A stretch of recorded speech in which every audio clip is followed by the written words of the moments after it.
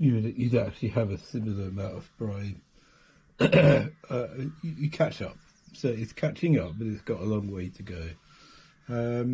Then what else went through my mind was there's a place in Bolivia which is the largest salt lake in the world, and that I estimated, just with the potential energy and some rough geography facts, and it was about 60 gigawatts for 100 years if you let it fall 5,000 meters, 7,000 meters into the bottom of the trench of Bolivia. And that's like, without the diffusion system, that's obviously out of the question, because it would be mini environmental catastrophe. But like, if you didn't care about the world and you tossed it all in the sea, it's 60 gigawatts for 100 years. So there is free salt around. There's lots of it. So salt is ironically become a type of gold mine. Then if you think of America, if you look at America from space, like a third of the USA is actually covered in salt. So there's that. There is China. There's mountains in China where there's an area in China with mountains and massive salt lakes as well. So, and there's the Chott El Djerid in Tunisia, and there's the Makadi sulfur. And another thing that happened just as I was getting onto that, and I looked at Dubai, and because Dubai has a massive desalination plant that produces ridiculous amounts of brine, low concentrated brine.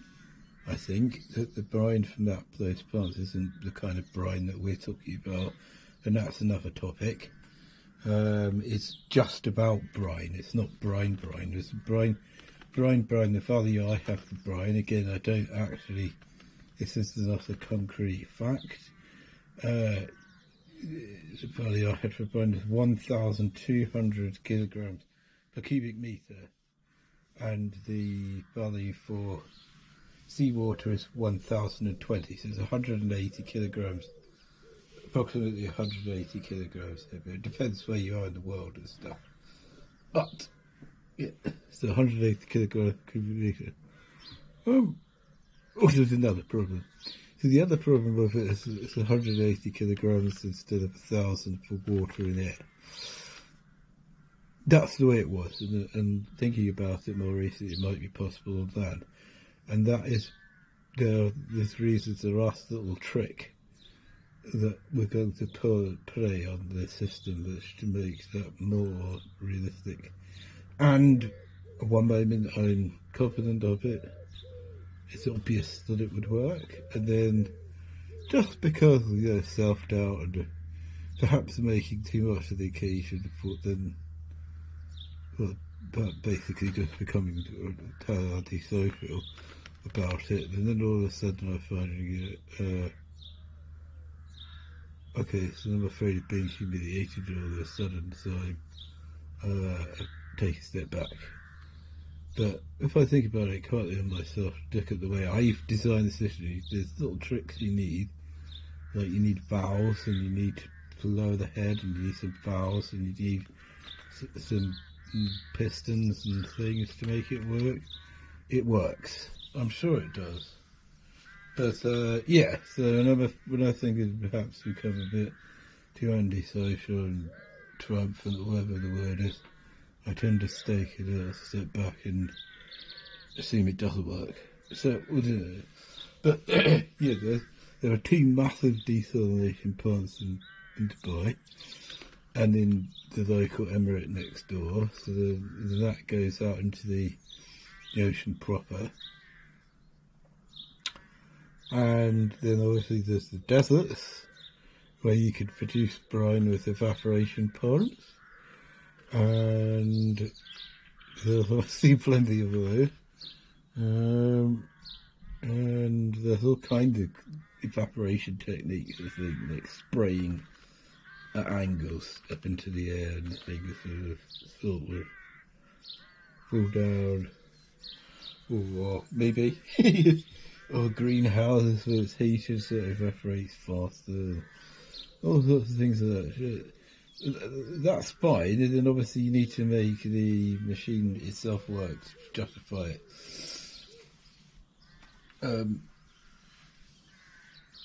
So, what do I tell you about the last trick? Okay, so if you dilute the brine, so there's less concentration, and you might as say you've got 1/200 in on the left-hand side of a system, and you've got 1/200 on the left, and all the way down, say 10 rows across. Just think of it as maths. You've got 1020, and if 1/200 falls through 1020, then 1020 rises up through 1/200. So if 1020 is kind of inverted, pressed within a hose inside of 1/200, it should go up. And then it depends on the end conditions. So imagine you've got a reservoir, bags in the reservoir that can empty and fill, they're sealed, closed off, and the 1020 is going right back to the surface, and or not to the air, to the water at the moment, back to the surface. So now the system doesn't release any brine at all, none. And the consequence of that is that it explodes. So that's kind of a good side. The basically matter if you didn't take measures to stop it, it would basically have the equivalent of nuclear meltdown.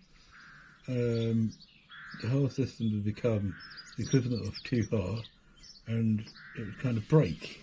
So you've got to find a way to release it, and you've got to find a way to release it. Then, how can you make it work better? So that's the other question. So anyway, so now it doesn't release any brine at all, none. Which is the last stroke of.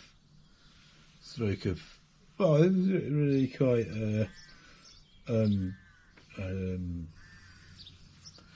It's kind of what I find is this being the inventor is kind of like going along with this cliche that you're not really crazy and you're sure you're right, and then you've got to kind of okay, so they're probably right in my assumptions, but then am I? So does my machine work? And he's thinking of other people, and this constant energy drive. It's not it's not like that at all, because here's one of the reasons: you can never get it back to being 1/200 by diffusion on paper. It only ever goes to 199.998, 1.9999999, and so on, that's where it gets to. And then what are you going to do? You're going to just add a cup of salt, say, or 10 kilograms of salt, or a ton of salt, or whatever it is, and it's going to go back to 1/200 in your system. So this diffusion system has recovered 200 kilos, or 180 kilos, or 179 kilos of potential energy with little to no electricity. Then what electricity am I planning to use? Or what energy am I planning to use? I'm planning to use mixers. I'm planning to use pumping mixers. I'm planning to use mixers. And I checked up this, and there's no comparison between mixing and pumping against gravity. So the same as unlike desalination, if you let something fall and generate energy, mixing up the same equivalent tower back to the surface, just mixing it does not use anything like the same amount of energy as it's produced. I mean, you could if you had 10 towers, but it's in the sea. So what could you use? You could use wave-powered mixers. And that is another way to learn. If it was in the sea, or Okay, so what could you use? You could use wind pumps to mix. You could use more gravity, like a turbo pump, to mix. You could use wave power. You could use wind power. Wave power mixing, you just need buoyancy in a rope with some gizmos on it inside the hose to mix it. So that would be very cheap. So it's not so much that you're going to avoid, unlike the classic perpetual motion device. First of all, we know why it's not one already, because it doesn't concentrate it fully. Secondly, we're going to use energy from the outside deliberately and purposefully because we want it to mix as fast as possible. So we're going to use wave energy or wind powered pumps or electricity, some electricity from the system to mix it. We could use air. You could blow air down to the bottom of the hose, and it would rise all the way back up, and the bubbles were huge bubbles by the time it got back to the surface. That might be, but what if you use the wind-powered air pump, or you use the wind-powered, or you use the wave-powered air pump? So it didn't. Not trying to make a perpetual motion device. It's quite important. Please do not think that I am, because I'm not, and I know that we're going to use energy from outside of our system, one way or another, and hopefully do that in a way that's not using electricity of the system.